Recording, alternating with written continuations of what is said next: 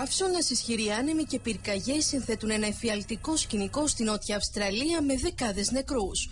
Το Σίδνεϊ έχει σπάσει το ρεκόρ όλων των εποχών, με το θερμόμετρο να έχει κολλήσει εδώ και 3 μέρες στους 40 βαθμούς Κελσίου, ευνοώντας τις δεκάδες πυρκαγιές που κατακαίνε την νοτιοανατολική πλευρά της πόλης. Οι αρχές έκλεισαν τους εθνικούς δρυμούς για να αποθαρρύνουν τους εμπριστές να δημιουργήσουν νέα πύρινα μέτωπα.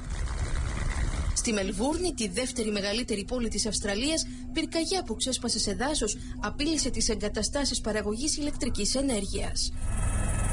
Στην Αδελαΐδα, 10.000 εθελοντές πυροσβέστες επιστρατεύτηκαν για να ρηχθούν στη μάχη με τις φλόγες. Σύμφωνα με τη μετεωρολογική υπηρεσία, το κύμα καύσωνα θα κορυφωθεί το Σαββατοκύριακο, με τον υδράργυρο να σκαρφαλώνει στους 47 βαθμούς Κελσίου.